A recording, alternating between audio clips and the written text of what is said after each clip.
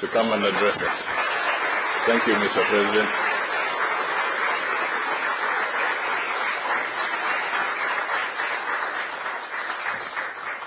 Asante sana. Good evening, everybody. I'm Jambo. Please take your seats.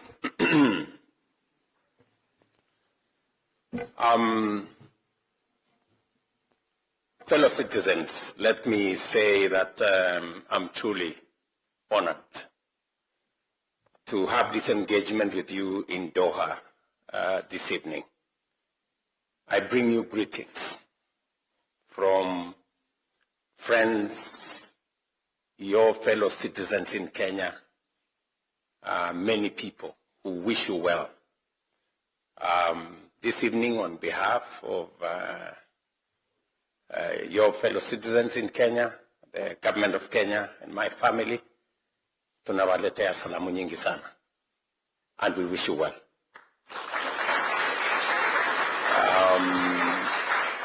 I must admit that it is true that I had scheduled to leave this evening. But amongst the things that persuaded me to extend by a day, there are many things, but one of them was when I looked at my schedule and I was told that I was going to speak to you, and I thought, since you are a significant, and Omar has said it very well, that you are not just people in diaspora, you are Kenya. And because Kenya is my business, I thought I should stay behind and have an interaction with you. I also must admit that I have been to many diaspora meetings. I have never found one as organized as this one.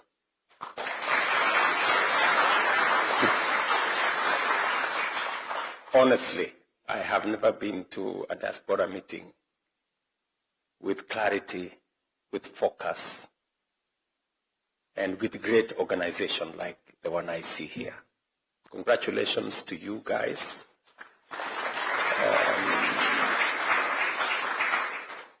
Maybe my ambassador is the one responsible. But I'm told it's not him. I'm told it's you guys. The team here in Doha, the leaders, the diaspora leaders here, congratulations. You really, I'm very proud of you guys. You have spoken to the core issues that you think are of concern to you, and you have spoken in a very profound way. You have actually spoken to how we can solve them, not how big the problems are, but how possible the solutions can be achieved. Therefore, it's a very positive conversation. Let me just say a few things, then I can open the floor for an interaction or a conversation.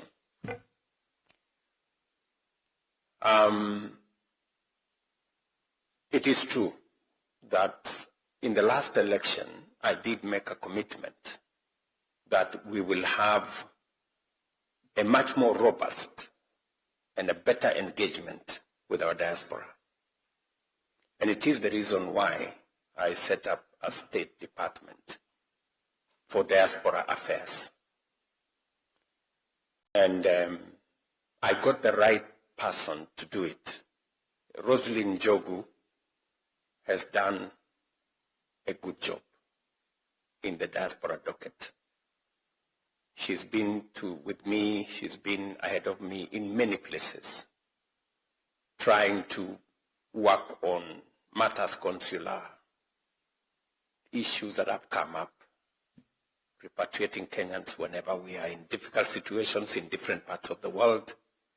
I remember the latest in Lebanon and many other hotspots around the world. So I am very proud that the Diaspora Department has created a better relationship between Kenyans in diaspora and Kenyans back at home.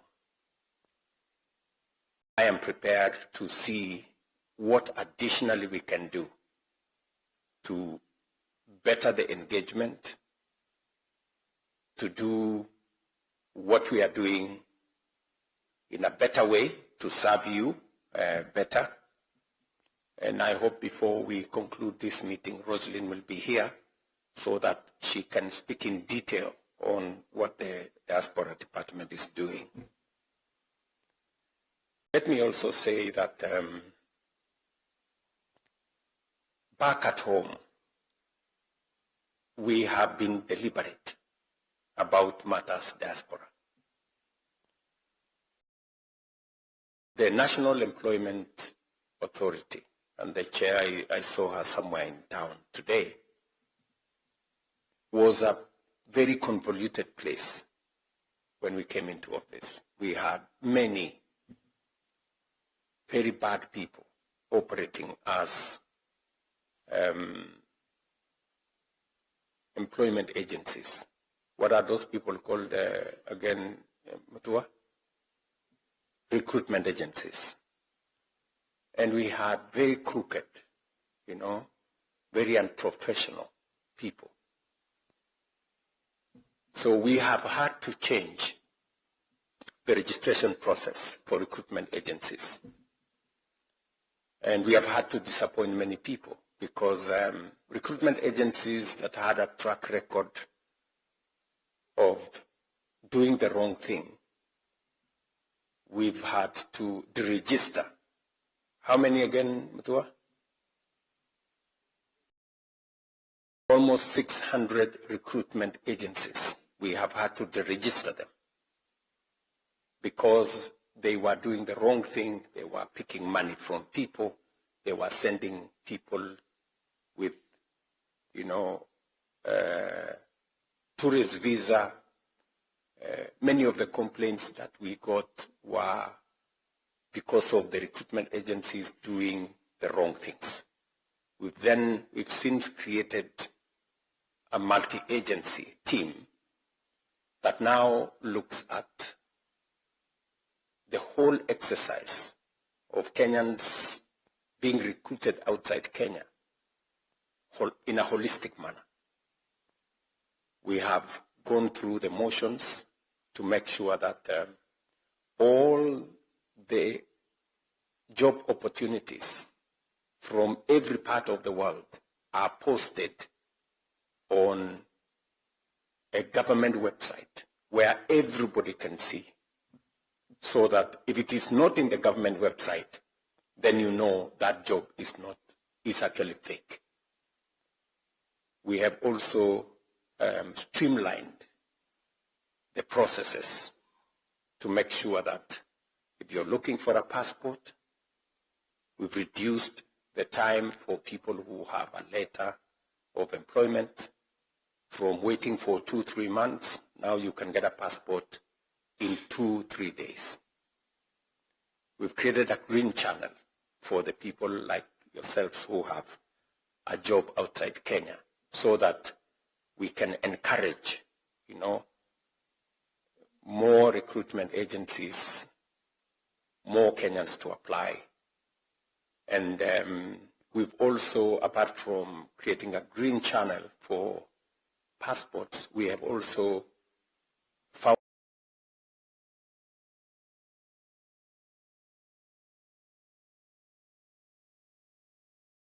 a mechanism where Kenyans who do not have the money to pay for tickets, we're now finding a way with our national youth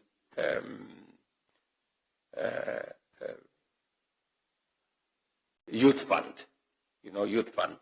And we are also taking it now to Wezo Fund so that they can find money which they refund after some time to buy themselves tickets and find their way to jobs. I have also been very clear on making sure that we do not send Kenyans to countries that we do not have bilateral labor agreements. And it is the reason why under the leadership of Musalia Mudavadi and the State Department for Diaspora and Ministry of Labor, we are signing more bilateral labor agreements. We are upgrading those that already exist. Like already there is a conversation between the government of Kenya and the state of Qatar on making sure that we now increase the number of skilled workforce that comes into this country. We're doing the same in Saudi Arabia.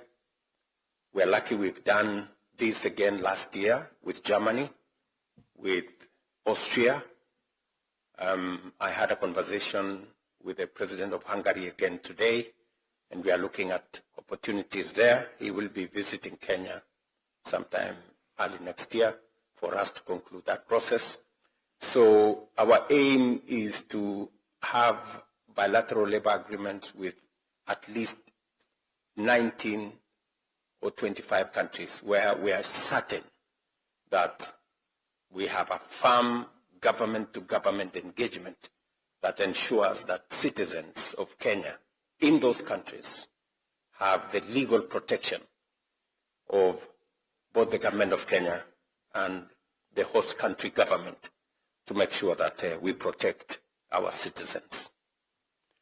And so, to you people in Qatar, I am very happy when I landed at the airport. Many people, Bari Mheshimiwa. I saw many people at the conference facility. I was wondering whether I was in Nairobi or whether I was in Nairobi or I was in Qatar. But you feel a sense of pride if you see citizens of your country, you know, in different places of the world. And specifically to you people in Qatar, I must say congratulations, you are doing a wonderful job, and you have our support. Let me also say that it is our intention to support you on 3 other areas. We are working as a government to see how we can reduce the cost of you sending money back home, remittance. We know that it costs anywhere between 5 to 10% of the money you send. And if you look at the amount of money that comes to Kenya, it's about $5 billion. If you do 5% of $5 billion, it's colossal. It's huge money. It can make a big difference. So I did instruct the central bank to work with the International Association of Remittance so that we can find, you know, much more cost-effective mechanisms of you being able to send your money back home. The second issue we are working on is how to support, you know, the many people who come, and because of different customs, different cultures, they get disoriented and sometimes end up into depression. I'm very happy that you have a team here who is providing psychological support to Kenyans here. We're trying to mainstream that into policy so that we can find support through our embassies to support Kenyans. I think Rosemary would have been better placed to explain because she has briefed me on what they are doing and how we need to mainstream that, provide more safe houses for people to, you know, if people are in need or they are affected in one way or another, they can find a safe place where we can assist them, even as we find mechanisms of how to support them either here or to support them to go back home. So we are still assessing. I think there are now a couple of safe houses in different countries. We're trying to expand that footprint so that we can support more Kenyans and their families in the diaspora. And finally, we also want to see how we can support you invest back home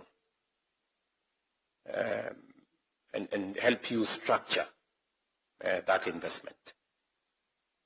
We are in the final stages of a diaspora bond on how people in the diaspora can support Kenya with a diaspora bond that also gives you an investment income. So again, I think this is some of the outcomes of what we had as the diaspora conference that we had in Nairobi, I think, a year and a half ago. And we are on the final stages through cabinet, and then finally we will create a framework that you can participate. And that is aside from all the other things that we are doing, including the affordable housing program, where instead of you now struggling to send money to some contractor or your relative, you can now buy affordable housing. Boma yangu #832 star, is it *823#, buy a house. You don't have to struggle with who is the contractor and who is what. You have the undertaking of the government of Kenya that whatever house you buy, you will get it. Different from if you send to your friend or your relative, you will find that they will keep sending you pictures of the neighbor's house.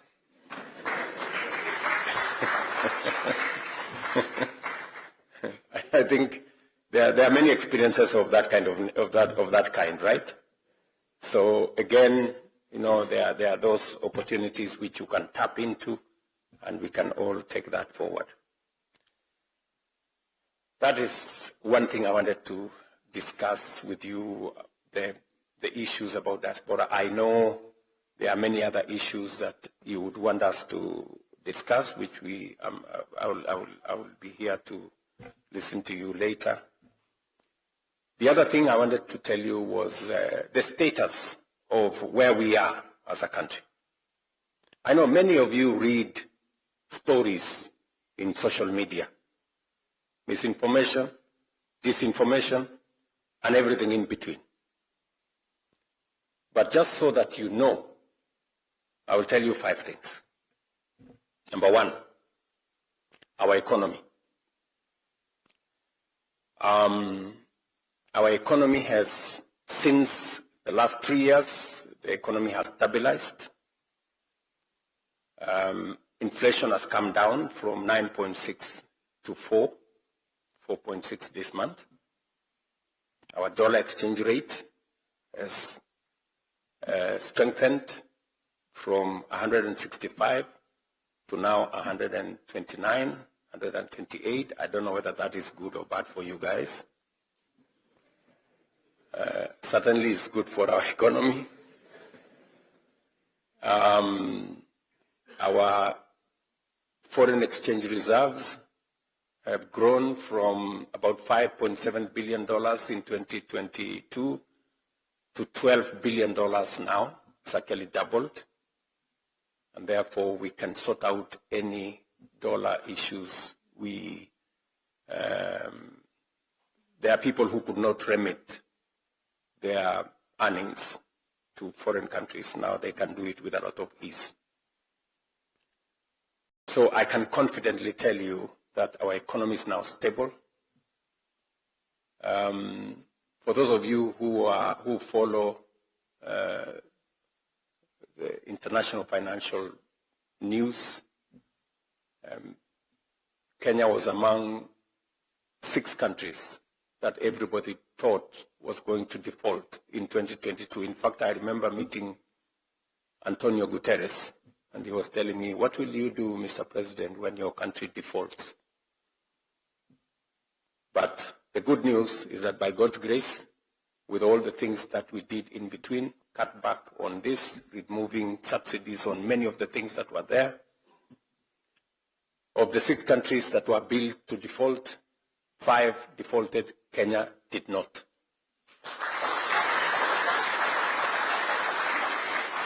And if you follow, IMF released a report 3 months ago. Kenya's economy now has passed Ethiopia, has passed Angola. Kenya is now the 6th largest economy in Africa.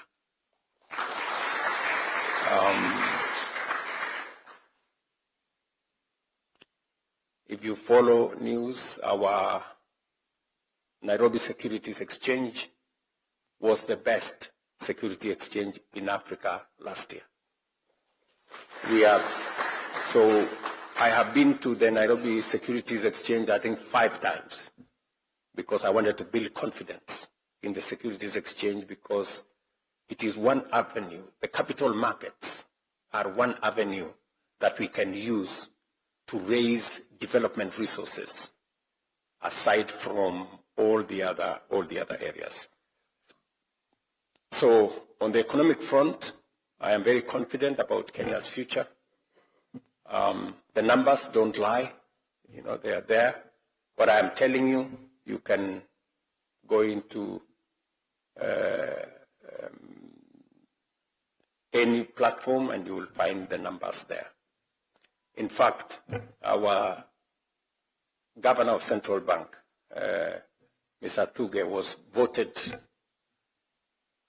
the best governor of Central Bank in Africa because of what has been done. So that's on the economic front. So just to allay fears that may be spread by the different media. Number 2 is that we are stabilizing our food security. I know many of you know that in 2022, we had people in the streets with superiors on their heads because the price of unga had gone to 250. Those people have since left,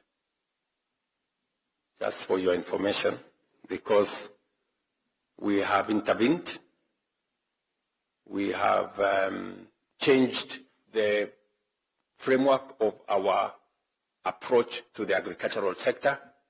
We've moved away from subsidizing consumption. We moved it to supporting production, reducing the cost of fertilizer, making sure that we have available seeds. We did a big program on making sure that we use data to run government programs. We've registered 7.1 million farmers. We now have data on how many farmers are growing tea, how many farmers are growing sugarcane, how many farmers are doing coffee, avocados, wheat, rice, and we are engaging them on the basis of correct information. We've also digitized all the supply of seeds and fertilizer. Today, you cannot just walk into a shop to buy fertilizer. You have to be a registered farmer because we are subsidizing that fertilizer. Since then, we have removed cartels, brokers and characters who are distorting, our programs. I know you are aware that in one place in Western Kenya, I had to tell some notorious brokers, mambo ni matatu. I don't know whether you remember that. Because they were so incorrigible, so daring, that they had taken hostage a whole sugar sector. Now I can confidently tell you we have brought in the private sector in our sugar industry. I was on Thursday and Friday and Saturday. I was in Western Kenya, in Busia, in Kakamega, in Vihiga. And I can confidently tell you that our sugarcane farmers, for the first time, got bonus last year, and we will have bonus again this year. For the first time in Kenya's history. And we moved our sugar production from about 600 metric tons to 815 metric tons. It is our plan that by next year we will do 1 million tons, and by 2028 we will be a net exporter of sugar from Kenya. And that goes also with coffee. For those of you who have coffee in different parts of Kenya, the prices of coffee had gone up from an average of 60, 70 shillings a kilo. This year, we were at 130, 140, 110 at the very least. And we are continuing with the reform of that sector, because initially, you know, the licensing regime facilitated people to engage in curtailing the sector. You found one person is a farmer, he is registered as a broker, he is also registered as a miller, he is also registered as a buyer at the Nairobi Coffee Exchange. And therefore, there was an incestuous relationship that undermined farmers. Today, we have straightened that space, and that is why we have better prices of coffee. Same thing with tea and all the other areas. In short, what I can tell you is that we have an import bill, food import bill of about 500 billion Kenya shillings, $4 billion. Just imagine. Every year, importing sugar, edible oil, maize, wheat, rice. So it is my intention to cut down that import bill by 50% by 2027. We want to reduce it by 250 billion Kenyan shillings. And we are on course, because this year we reduced the imports of maize by 70%. We reduced the imports of sugar by 80%. We are now working on rice and wheat, and then edible oil is the one on the line. So again, we want to transform the agricultural sector so that instead of us importing 500 billion Kenyan shillings, we should be exporting more. Let me say three final things. You're aware that I did make a commitment on matters to do with health. And I know you know how health operates, because now you stay in this country. We've had to change the whole health infrastructure in Kenya. I thought I was going to reform the National Health Insurance Fund. It was not possible to reform it because it was too rigid, and therefore we had to tear it down and build it from scratch. So we went to Parliament, took a bit of time, but we now have 5 pieces of legislation. From one law, we have now 5 pieces of legislation that undertake our health infrastructure program, moving it from a health infrastructure that was heavily tilted towards those who had jobs and those who had means, to a universal health coverage where everybody is on board. As a result, we now have increased, we've done 4 things actually in that sector. Number 1, we have changed the health provision structure. We did register all facilities. We did an assessment of all the facilities. And we want to sort out 4 issues. We want to set out, number 1, making sure that every Kenyan is registered. As I talk to you, 27.2 million Kenyans are now registered under Social Health Authority, up from 8 million. We now have 3.5 times more Kenyans registered, from 8 million to 27.2 million. It is our intention that in the next 6 months, we should have 30 million Kenyans. We should have actually reached universal, because that does not include dependents and children and others. So, number 1. Number 2 is to change how equipment is delivered to our hospitals. In the past, we used to buy equipment, and because you don't have a big financial outlay, you then end up buying very limited equipment. We've since structured. Now we work with manufacturers. We don't have to pay for the equipment.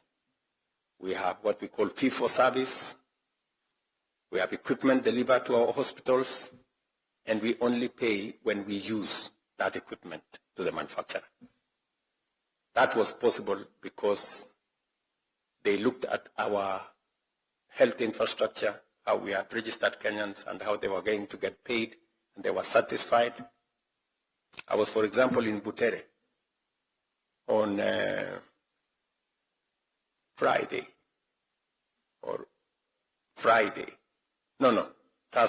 I was on Thursday in Butere. This small level 4 hospital in Butere, and you had CT scan there, you had all manner of equipment there. Ordinarily, you would never find a CT scan in Butere. If you were lucky, you would find it in the referral hospital in Eldoret or Kakamega. But because of the new framework we have created, it is possible for us to deploy the most sophisticated equipment in every hospital in Kenya. On Monday, or was it Tuesday, I was in Nakuru.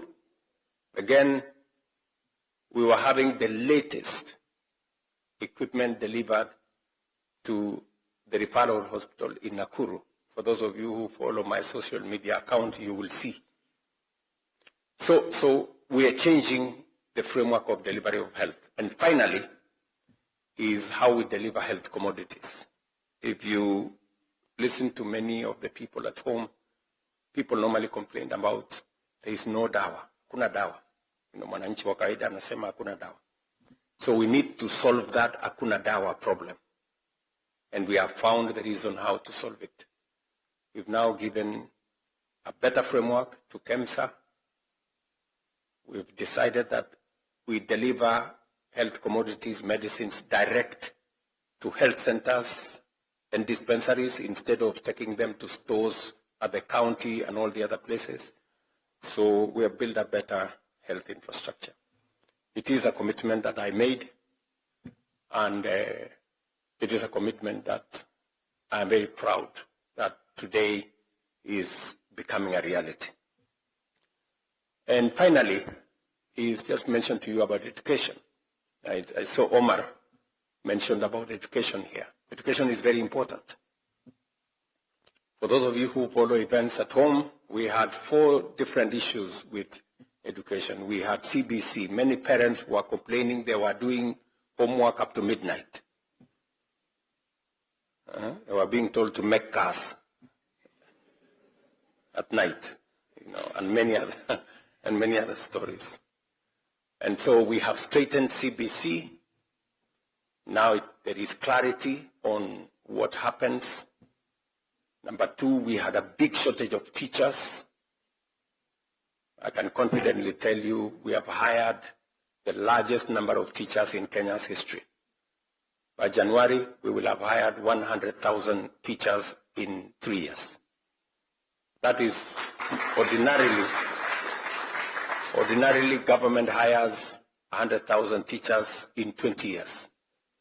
But we've done it in 3 years because I'm a very strong believer that if we want to equalize the fortunes of all our children, from poor or rich families, education must be accessible to everybody. We also had challenges with classrooms. We sourced money from the World Bank. We work with our own resources, with members of parliament. I must commend them. We built 23,000 new classrooms, and we are on the way building another 1,600 laboratories that will bring children, especially from informal settlements, rural areas that ordinarily would not have access to a laboratory or sufficient classrooms or enough teachers. That is the ecosystem we are sorting.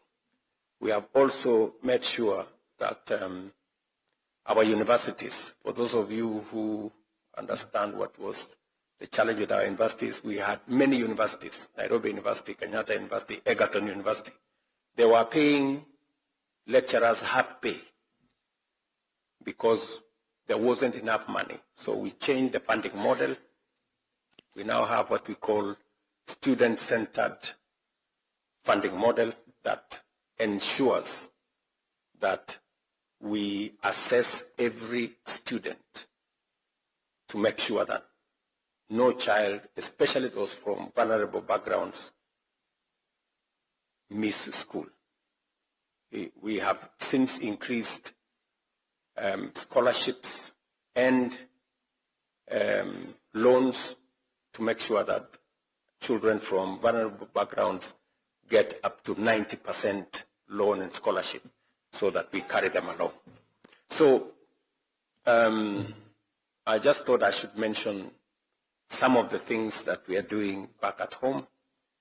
And then finally, let me talk about jobs. I did make a commitment on jobs because we spend 680, in fact, this year, it is 702 billion Kenya shillings on education. 700 billion shillings on education.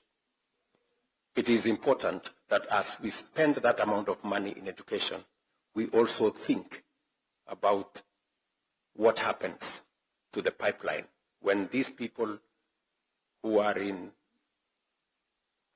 ECDs, primary, secondary, college, university, when they get out of the pipeline, what happens to them? And that is why we came up with 4 pipelines for how to create jobs. And we wanted to be deliberate. Sometimes there is a conversation about creating jobs, but it is not certain. It is not deliberate. Unless you drill down to detail, you are unlikely to have any impact.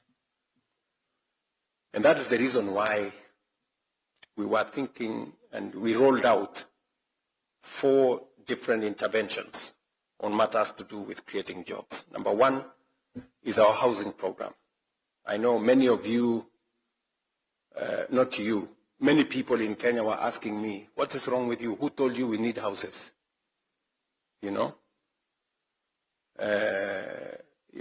But you see,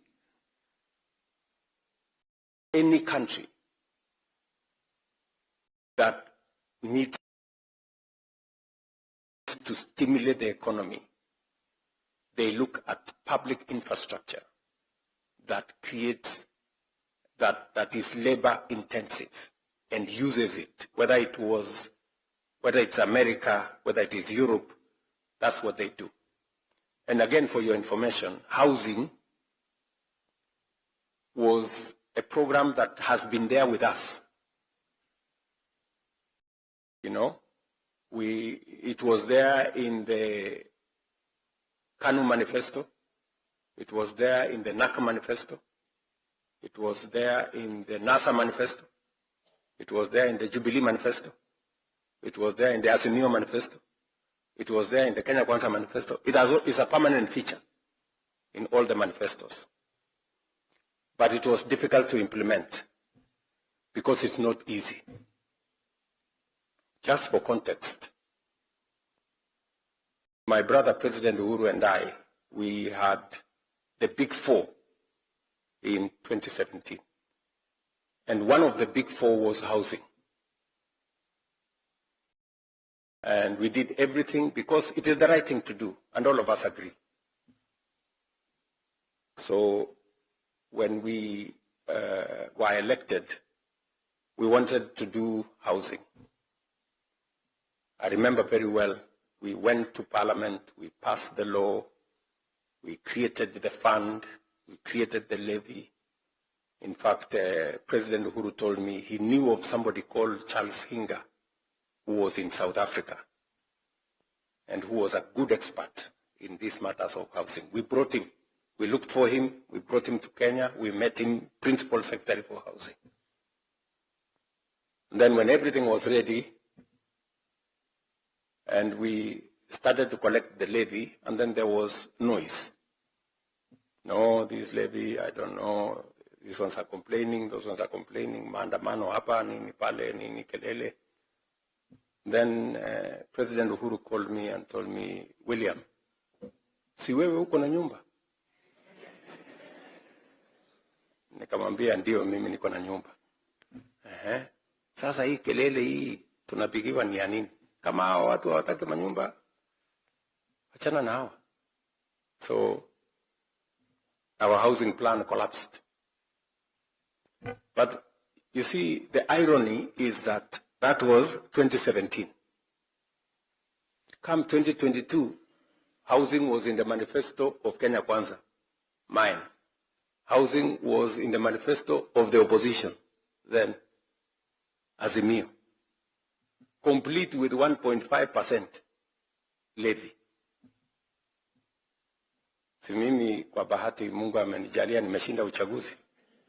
Housing si ndio hiyo iko hapo. Sasa ule Hinga was still PS, so I told him, you are not going anywhere. Sasa tufanye hii kitu this time. Akaniangalia, akaniambia, hii utawezana na makelele. So the keleles came. I was given new names, Sakayo, I don't know who. But I stood my ground. Because it was the right thing to do 40 years ago. It is still the right thing to do now. Because, let me give you an example. I invited the president of Singapore. He came to Kenya in 2023. Singapore was exactly like Kenya. Not even exactly. Singapore was actually a slum like Kibera in 1963. Just imagine. Singapore, if you look at the pictures, and he told me that they actually used force to get people to move from the slums to go and occupy houses on the 10th floor and 15th floor and 30th floor. For Kenya, we didn't have to use force. So he told me housing is something that you must do. It's not easy, but it changes a nation. Just look at the difference. They implemented housing in 1964. Today, Singapore is a first world country. 95% of their population are home owners. The opposite is that in Kenya, we did not implement. We are a third world country. 7 million Kenyans live in slums. Do you see the difference? So, we're implementing housing. In fact, I think my team has some pictures on what we are doing in Kenya. Today, we are building 230,000 units. 230,000 units in every town and townships in Kenya. I mean, if there is one thing that is going to change the destiny of our nation, it's housing. If you go to Mandera, you go to Wajir, you go to Kitui, you go to Mombasa, you go to Nyeri, you go to Murang'a, you go to Eldoret, you go to Kisumu, you go to Siaya, everywhere. I was on Friday, I was in Funyula. Do you know where Funyula is? Unajua mahali Funyula iko? Eh? Funyula is in Busia. You know? And we have a 10-story affordable housing program in Funyula. We are doing another 14-story in Busia town. We are doing another one in Malaba. And on and on and on and on. Just before I show you the clip, what is happening? We are now hiring close to 600,000 people. Engineers, architects, quantity surveyors, electricians, plumbers, masons, carpenters, and everybody in between. We have people working in the steel industry, in the cement industry, in our quarries, and everybody in between. By next year, housing will be hiring 1 million people.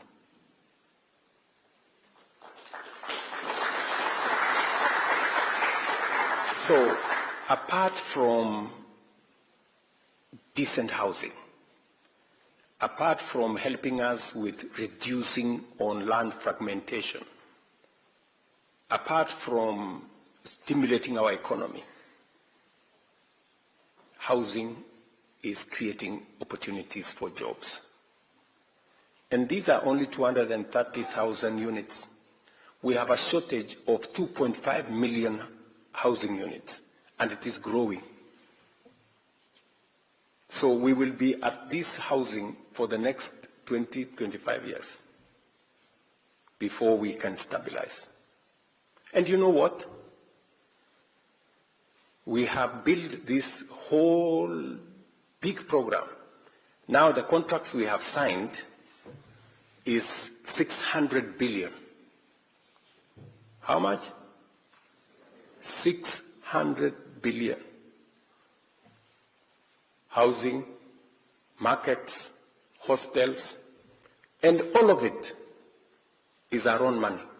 We haven't borrowed from the World Bank. We have not borrowed from nobody. And for your information, if I were to go and borrow 600 billion shillings from the World Bank, I would live in Washington for 10 years to get it. I would need 10 years of letter writing and begging. But we have mobilized our own domestic resources, and Kenya is changing. The skyline of every town is changing, and we have many people working. You know, so I don't mind the names. I don't mind the names. So long as Kenya gets transformed, I'm missing a problem.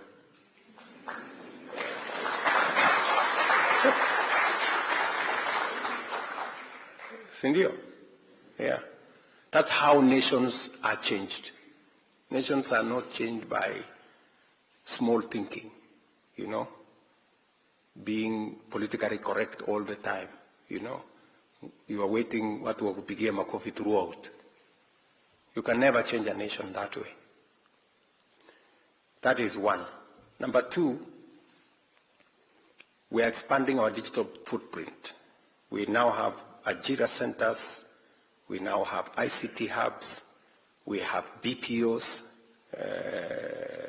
business process outsourcing. In fact, Teleperformance, the largest BPO in the world, is now set up camp in Nairobi. Is that correct, Thigo? Yeah? At that place in Two Rivers. They've set up a huge facility there. So, and we now have close to 180,000 people working in that ecosystem of digital jobs, because we have streamlined the law around there to make sure it works. That's our second pillar on creating jobs. And we now want to take ICT hubs to every ward in Kenya. Members of Parliament, we have allocated them resources to build an ICT hub in every ward in Kenya, so that we have 200-300 young people working, getting skilled, so that they can work globally. And then number 3 is what I've just discussed with you, creating a pipeline for Kenyans who want to work abroad, by streamlining visa, making sure that we have a transparent process, signing bilateral labor agreement with different countries, and doing what we must to make sure that we facilitate the diaspora the way we are doing. In the last 3 years, 420,000 Kenyans have joined the diaspora. We now have clear numbers on who is working where, what is their pay, and what is their status. I'm very happy that close to maybe 10,000 of you, between 10 and 15,000 according to Mutua, have joined the diaspora in Qatar in the last 3 years. And we will now scale up, because we have removed what were bottlenecks. Our intention is to triple the number of people working in Qatar as we do it elsewhere globally, because we still have opportunities. Wherever we have an opportunity, we will drive. And finally, on that subject of job creation is the whole ecosystem we are building with special economic zones, county aggregation and industrial parks, and the negotiations we are carrying out to open new markets for Kenya. We've just concluded discussions with China to open the Chinese market for Kenyan products. We operationalized the European market. We signed the economic partnership agreement with Europe, 26 countries, last year, June. Now we have a whole European market open to Kenyan products.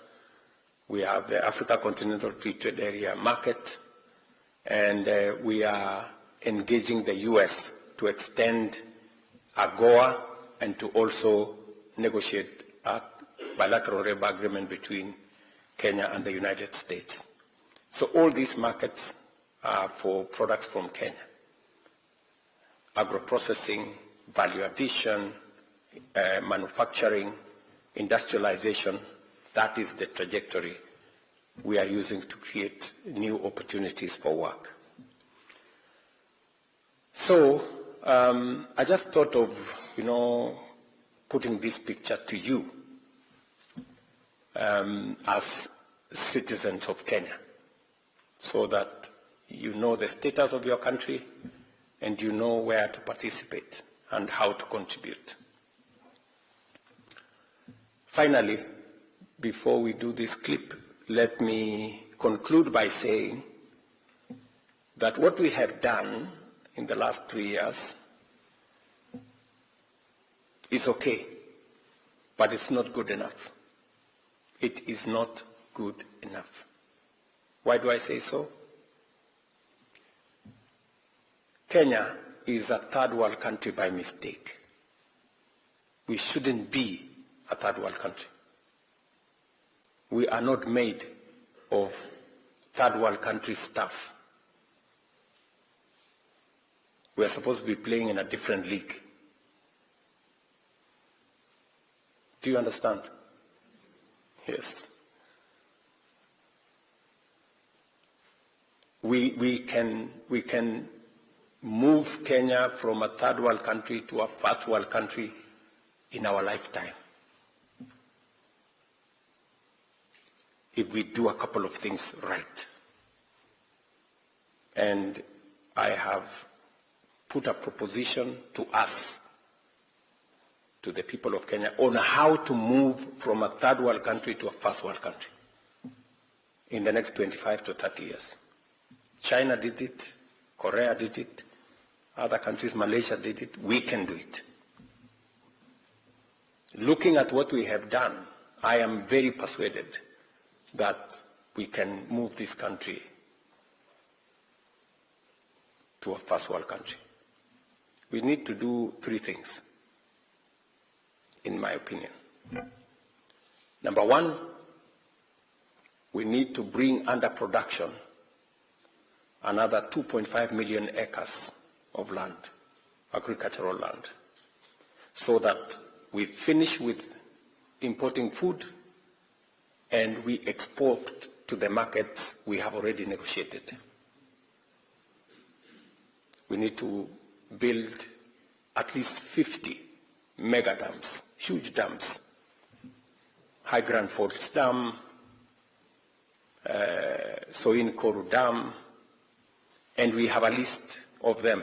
They've been in our books for the last 20 years. We have all of them in our books. But we haven't done it because we haven't thought of how to do it. I have put a proposition on how we can do it. We need 1.5 trillion shillings. That's just about maybe 10, 12 billion dollars. We can raise that money. So to raise here housing, 600 billion. We've raised it. But this one we can raise even without any levy. We'll raise it to tatumia tu akili. Tuache ujinga. Tutumia akili. Mnanielewa? That's what we need to do. And we are going to do it, not too far from now. I discussed it with the Emir of Qatar today on how we can create that partnership, because that's number one. Number two, we need to generate energy. We need to generate electricity. As I talk to you, we have 2,300 megawatts. The whole country. How much? 2,300. Tulienda na kimbelembele yetu tukaenda tukanegotiate na Microsoft na G42 tukanegotiate. You know, when I went for the trip, I went to the United States with Biden. So we signed an agreement there between G42 of UAE, Microsoft of America, and Kenya to establish data centers. Sindio? Sasa wakati nimerudi nyumbani haya tumeanza data center. Tukaambiwa one data center requires 1,000 megawatts. Na tuko na 2,300.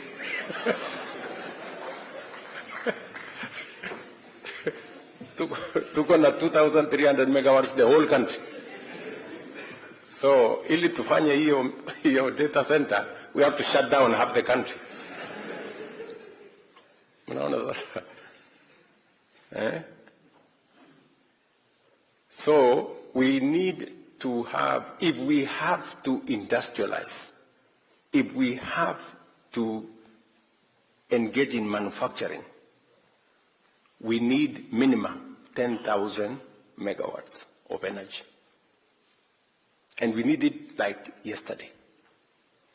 Today, in Kenya, jioni between 5 and 10 p.m., we have to do load shedding. We have to shut off some areas to be able to power other areas because our energy haitoshi.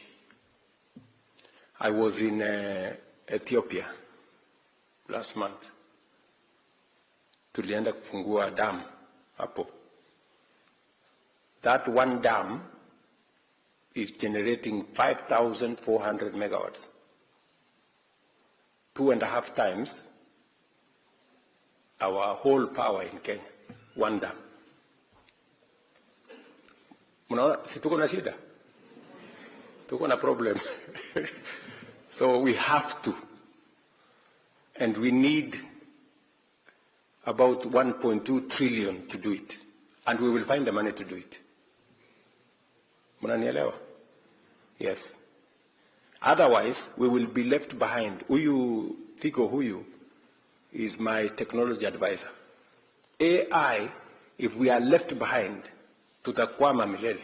So we cannot afford to be left behind this time. And AI is a huge consumer of energy. So we have to.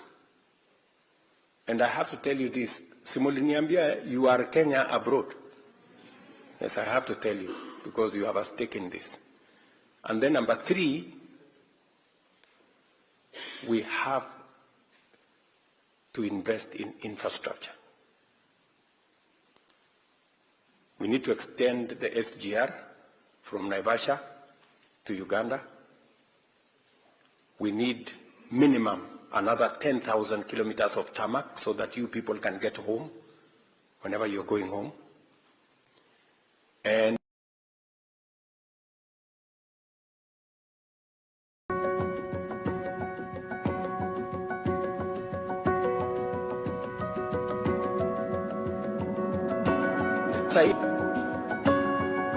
OJKA canvas iko kwa runway. Sasa tunaongea nini? And you see, there are some people defending. No, you see, Ruto anataka kuuza airport. Mimi nataka niuze airport niende nifanyie kitu gani? You know, Qatar here is building an airport in Rwanda under the same framework. Are we together? So I had a conversation with the Emir today, and we have put on the table what we are going to do with our airport, what are we going to do with Kenya Airways, and all the other things. Because, you know, the kind of investment we need kwa hiyo airport yetu is possibly almost 200 billion Kenya shillings. We don't have to put our money. We have money in the private sector that can do it. Yeah? So we need about 4.5 trillion Kenya shillings to undertake the 3 things I have told you. It's about $35 billion, and we are going to do it. Otherwise, tutakwama. Shida, friends, shida tuko nae Kenya ni average thinking, you know, ordinary, usual. Unless we up our game, unless we up our ambition, unless we think about the extraordinary. And I like the person who prayed here. He said, excellence and integrity in his prayer. We have to begin to think about the excellent. Wachana na hii average. Hii average thinking hii ndio inatuletea hasara. We look at everything, we think it is impossible. We look at that, we think it's impossible. Others did it. Why can't we do it? You know? So I really want to persuade you as citizens of our great country. Let us agree to change Kenya. We can do it. Let me give you one final example. Sababu najua imani yenu pengine iko kidogo.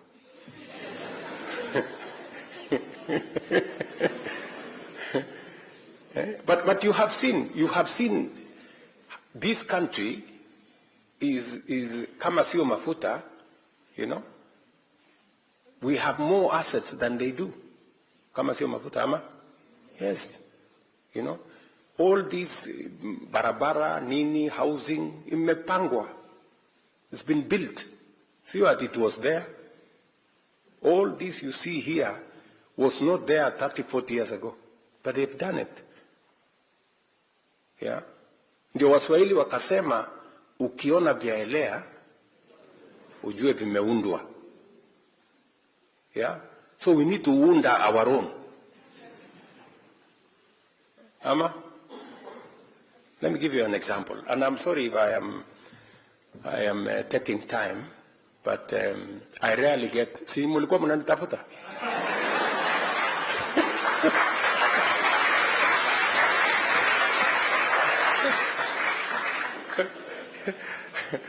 Hata mimi nilikuwa nawatafuta.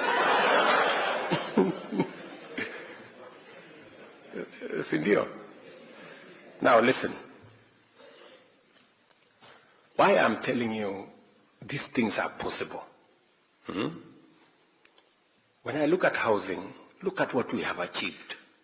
You know, in 2 years, just 2 years, you go to Mukuru, you go to Eldoret, you go to Nakuru, you go to Kisumu, you go to Migori, you go to anywhere. You know, things are happening.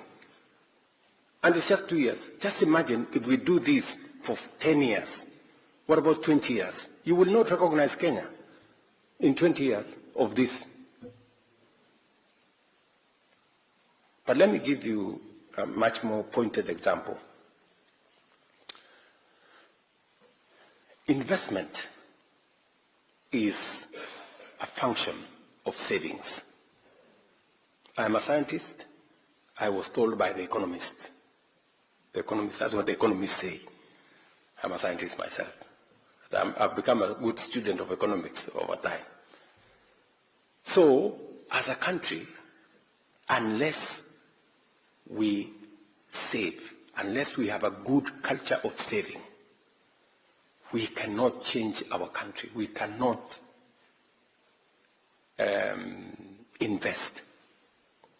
And that is the reason why NSSF, which is the public saving entity, over the years has been, was never transformed. It's been like that for 40 years. And it's just small thinking. People refuse to think outside the box. So when we came into office with Uhuru Kenyatta, we decided we want to change this. What do countries do? Public saving, countries do a percentage of people's salary. For Kenya, we made a mistake and we put a static number, 200 shillings. Imagine up to 2023, 2 years ago,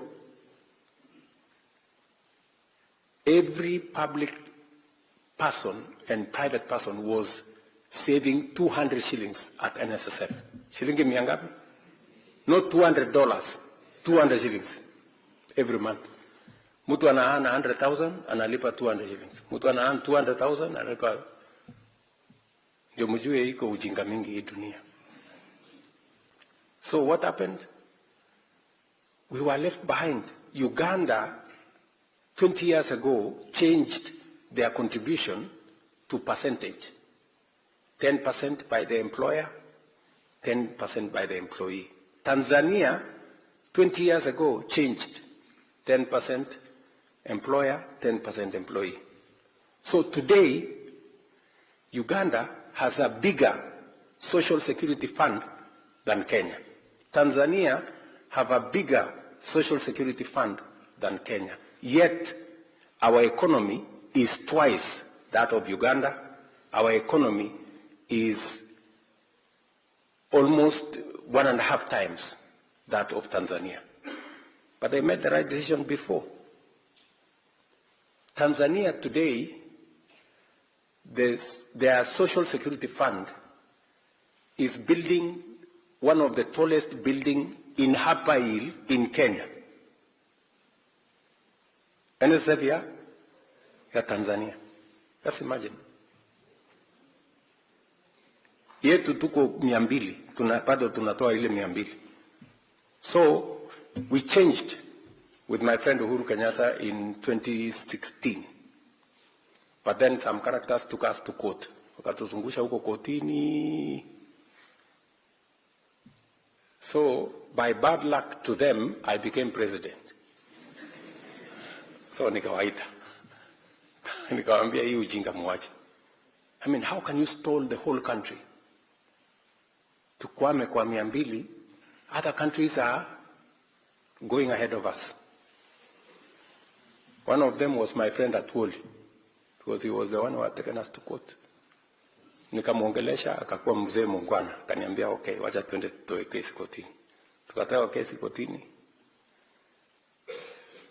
Let me tell you now the good news. Do you know what has happened? By changing the contribution structure, our national security, social security fund, from independence, mpaka 2023, we had collected 320 billion shillings for 60 years. How much? 320 billion. In 2 years, with the changed contribution structure, we have doubled to 670 billion shillings. By the end of next year, we will be 1 trillion shillings. Tell me what's going to happen in 5 years and 10 years. We will not be borrowing money from China. We will be borrowing money from our own social security fund. That is how countries grow. Munanielewa? What has China done? China today, if you see, savings as a percentage of their GDP is 55%. Savings as a percentage of GDP in Kenya is 10%. So, sisi, tunachukua kila kitu, tunakula. China, wana save. Then what do? We go and borrow from China. Because wako na akili, they are saving. Then what do we end up doing? Today, we are paying $1 billion every year to China. Unaona ile ujinga tuko na hii dunia. Imagine. Them, they are saving their money. As we are eating ours, alafu tunaenda kuboro yao, wanatulipisha interest kiasi hii, tunalipa, tunakuwa maskini. I have to tell you this. Si mimi ndio rais wa Kenya. Unless I tell you, so that you know where we are.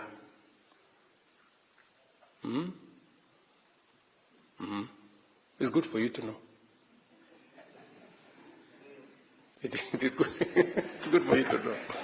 Yes. Because you know, hakuna haja ya kufichana. We have to tell each other the truth. So, we must stop this small thinking. I am very happy that now we are growing our own savings. Because of growing our own savings, interest rates will come down.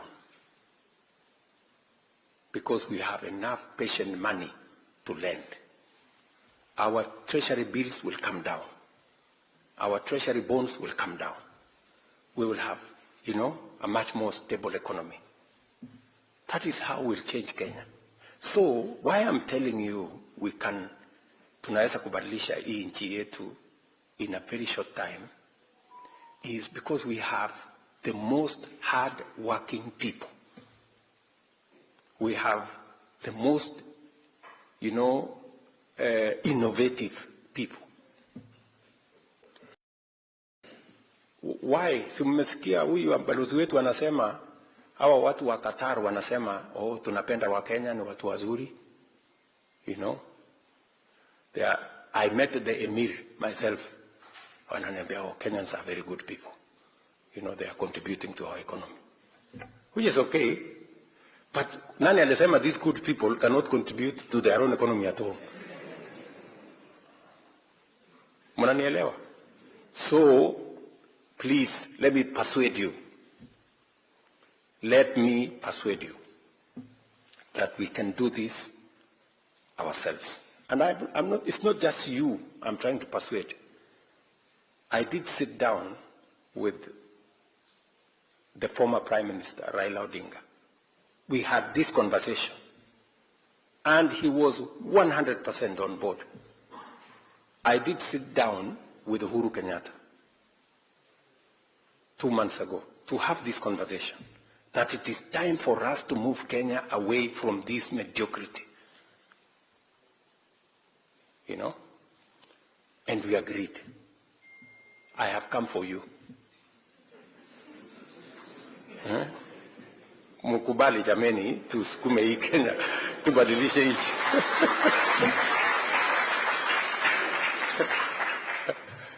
That is why I changed my flight, because I wanted to talk to you. I wanted to talk to you.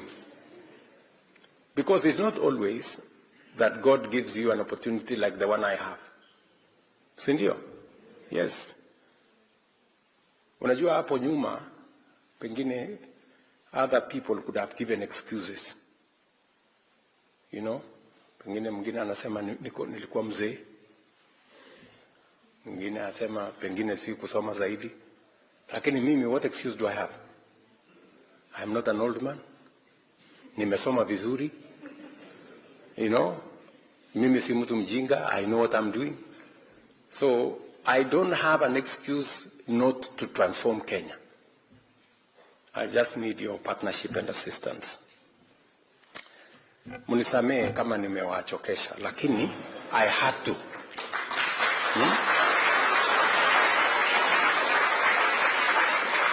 Because we have a country to mind. You know, we have a country to think about. Because it disturbs me, you know, that Kenya can be a great nation, but we are not moving. Na shida si wananchi, shida ni viongozi sisi. It is us who must think and take the country to the next level. Just persuade you and move together. Can somebody, ebu tuone hii sinema yako iko hapo.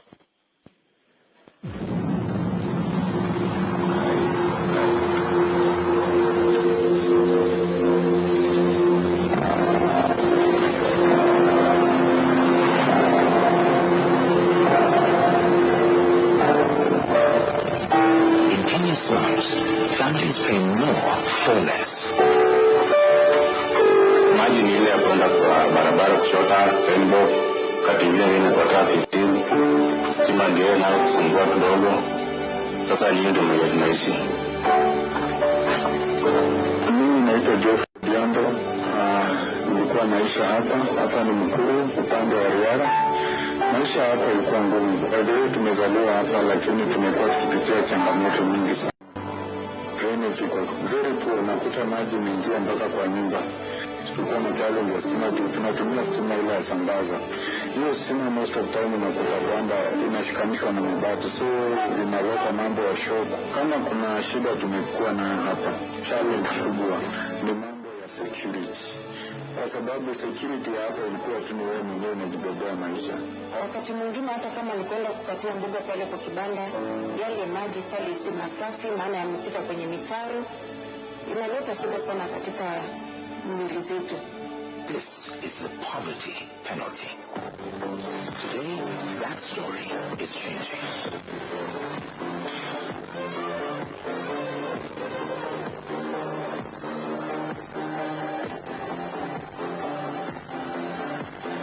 Adequate housing is more than 4 walls. It is dignity, safety, and opportunity. That is why every affordable housing project is carefully located, close to transport, workplaces, schools, and markets. Ensuring families can thrive and not just survive. From Embu to Kakamega, from Kisumu's Lumumba to Mombasa's Nyali, we are building communities, not just houses. Women fundis are reshaping construction, earning 5 times more than before. Jurikali artisans working with government contracts for the first time. This is dignity through work.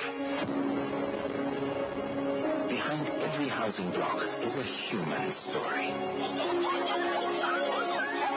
From Mukuru to Kibera, from Boston to Kishugu. The affordable housing program is not just changing skylines, it's changing lives.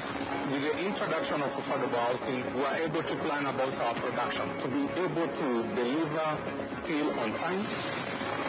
The affordable housing program is reaching every corner of Kenya. Through the affordable housing program, over 330,000 jobs have already been created, with a target of 640,000. Juakali artisans are supplying fittings worth 11 billion shillings. Today, we are giving you keys, not just to open a door, not just to open a house, but to open a home, to welcome you into dignity, into a different life. Tulikuwa tunaishi mahali ambapo kuna matope, mahali kuna shida, kuna mvua ikinyesha, unakuta there's poor drainage. Lakini sasa hapa tulipo ni mahali pazuri. Nataka kuona nyumba yangu juu, hiyo ni dream yangu, nisikuwe na lipa rent. Rent ndio kila kitu inatumaliza hapa mtaa. Tukona ni mchezo, lakini sasa mimi tuko hapa, tumepata nyumba na tumefurahia kabisa. This is one of the most consequential days in my political career. Each home visit is a step towards dignity, equity, and prosperity. This is a turning point that we can change slums into estates. This is how Kenya is building its future. Kenya, building dignity, creating jobs, shaping sustainable cities, funded by Kenyans, for Kenyans. Thank you very much. I have nothing useful to add.